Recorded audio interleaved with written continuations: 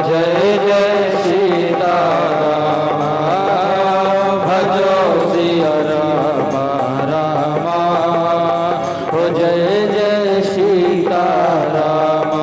तो जब हमें परमात्मा में विश्वास हुआ तो हमारा दूसरा दिवस भी सुधर गया, अच्छा हो गया, सुमति को लेकर के आया। और जहाँ सुमति होती है वहां पर अनेकों प्रकार की संपत्तियां विराजमान हो जाती हैं। मैया लक्ष्मी की कृपा उस स्थान पर बरसने लग जाती है। माँ लक्ष्मी साक्षात उस घर में प्रकट हो जाती हैं। कहाँ? जहाँ सुमति है, जहाँ एक दूसरे के प्रति द्वेष नहीं है, जहाँ लड़ाई झगड़ा नहीं होता है, वहां माँ लक्ष्मी आकर प्रकट हो जाती हैं। और जहां कुमति है वहां से लक्ष्मी पलायन कर जाती है। दूसरा दिवस हमारा सुधर गया, हमारे घर सुमति आ गई। और जब सुमति आती है तो अगला दिन आता है मंगलवार। हमारे घर में जब सुमति हो जाती है, सबकी बुद्धि ठीक हो जाती है, सब एक दूसरे से विचार विमर्श करने लग जाते हैं, प्रेम करने लग जाते हैं, तो हमारे घर में मंगल ऑटोमेटिक होने लगते हैं। मंगल भवन अमंगल हारी जय जय सीताराम। मंगल भवन अमंगल हारी जय जय सीताराम।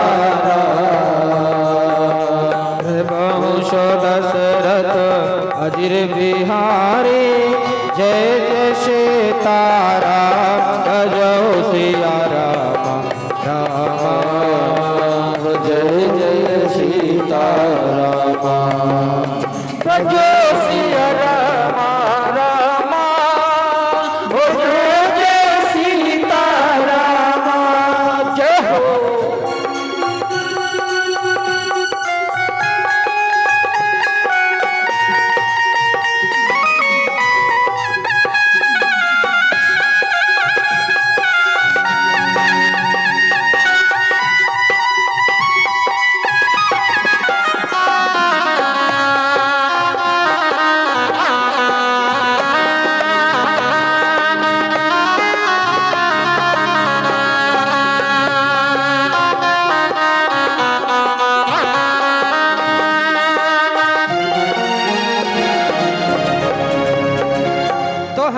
तीसरा दिन भी सुधर गया।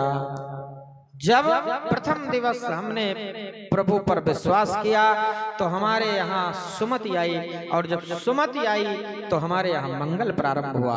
और जब हमारे घर में मंगल कृत्य होते हैं, मंगल कृत्य मतलब भगवान की पूजा पाठ हवन यज्ञ, भगवान की कथा सत्संग आदि, जब हमारे घर में यह कार्य होते हैं तो हमारे घर के लोगों की बुद्धि ठीक रहती है, बुद्धि बिगड़ती नहीं है। तो हमारा बुधवार भी अच्छा हो गया। और जब बुद्धि ठीक होती है तो हमारे गुरु हमसे प्रसन्न हो जाते हैं, तो हमारा बृहस्पति गुरु भी ठीक हो गया। और जब गुरुदेव की कृपा हो जाती है तब सुख शांति देने वाले हैं हमारे शुक्र महाराज। शुक्र भौतिक सुख प्रदाता हैं।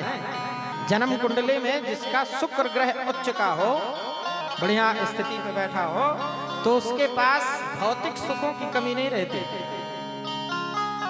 सूर्य अगर बलिष्ठ है तो सरकारी नौकरी 100% मिलती है, कोई नहीं रोक सकता। तो शुक्र आ गया। जब हमारे ऊपर गुरु की कृपा आती है, गुरु का आशीर्वाद हमें प्राप्त होता है, तो हमारा शुक्र ठीक हो जाता है और घर में सुख शांति उत्पन्न हो जाती है। इसके उपरांत कौन सा दिन? शनिवार। और शनि देव कहते हैं अगर तुमने मेरे बड़े भाइयों की किसी की बात नहीं मानी तो मैं ऐसे डंडे चलाऊंगा, ठीक कर दूंगा तुम्हें। कभी 7.5 लग कर आऊंगा तो कभी ढैया लग कर आऊंगा, और तुम्हारी बुद्धि को बिल्कुल सही कर दूंगा। चिंता करने की जरूरत नहीं है। बिल्कुल चिंता करने की जरूरत नहीं है।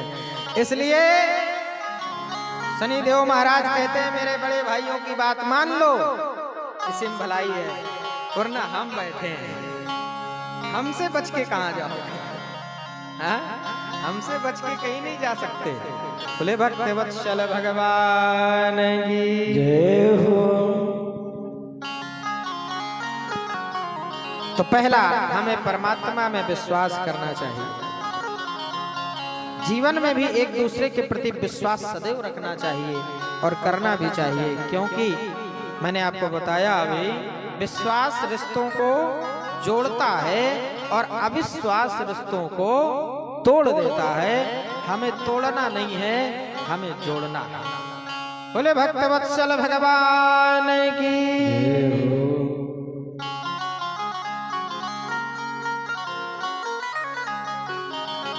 नैमिषारण्य के पावन तीर्थ में सौनकादिक ऋषि सत्संग और कीर्तन कर रहे हैं। वहां पर आदरणीय श्री सूत जी महाराज प्रकट भए।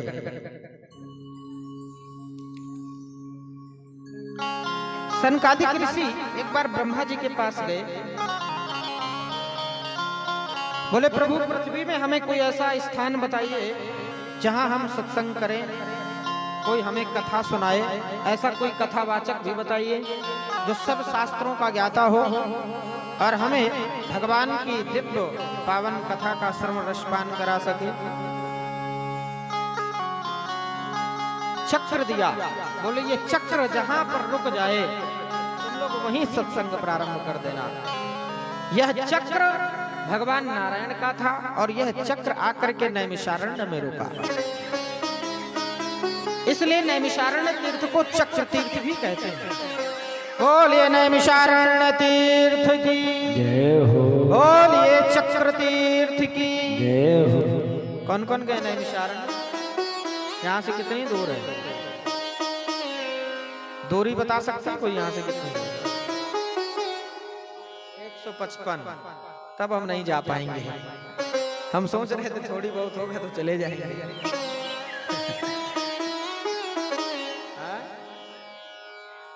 अच्छा, क्या बात है, बहुत सुंदर। तो इसी चक्र तीर्थ में सनकादिक ऋषि विराजमान रहे। ब्रह्मा जी ने कहा, ब्रह्मा जी से पूछा कथावाचक हमें कथा कौन सुनाएंगे?